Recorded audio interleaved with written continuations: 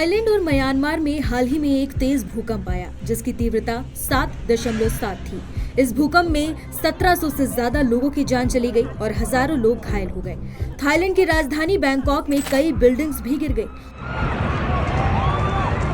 और वहां इमरजेंसी भी घोषित कर दी गई। भारत ने मदद के लिए तुरंत कदम उठाया और 15 टन राहत सामग्री म्यांमार भेजी। प्रधानमंत्री मोदी ने म्यांमार के जनरल मिन आंग से बात की और उन्हें हर संभव मदद का भरोसा दिया। लेकिन अब सवाल ये है कि पीएम मोदी आखिर थाईलैंड क्यों गए?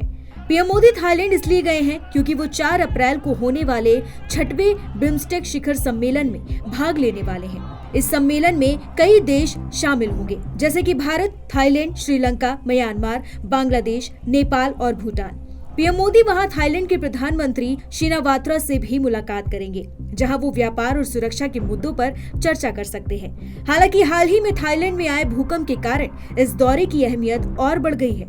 पीएम मोदी वहां राहत कार्यों का निरीक्षण करेंगे और भारत की तरफ से मदद की घोषणा भी कर सकते हैं।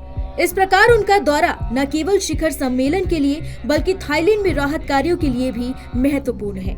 प्रधानमंत्री मोदी 6ठे बिम्स्टेक शिखर सम्मेलन में भाग लेने के बाद थाईलैंड से श्रीलंका जाएंगे। ये यात्रा श्रीलंका में नए राष्ट्रपति के चुने जाने के बाद मोदी की पहली यात्रा है। श्रीलंका जाने से पहले मोदी ने बिम्स्टेक को एक महत्वपूर्ण मंच बताया जो बंगाल की खाड़ी क्षेत्र में विकास, संपर्क और आर्थिक प्रगति को बढ़ावा देता है। उन्होंने ये भी कहा कि भारत का पूर्वोत्तर क्षेत्र इस बिम्स्टेक का केंद्र है क्योंकि इसकी भौगोलिक स्थिति बहुत महत्वपूर्ण है।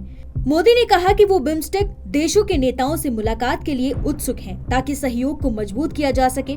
थाईलैंड में वो प्रधानमंत्री शिनावात्रा और थाई नेतृत्व के साथ बातचीत करेंगे। 4 अप्रैल को वो श्रीलंका के लिए रवाना होंगे। उन्होंने बताया कि ये यात्रा पिछले वर्ष दिसंबर में श्रीलंका के राष्ट्रपति रानिल विक्रमसिंघे के सफल दौरे के बाद होगी। इस यात्रा के दौरान वो दोनों देशों के बीच साझेदारी को बढ़ावा देने और आगे की योजना पर चर्चा करेंगे।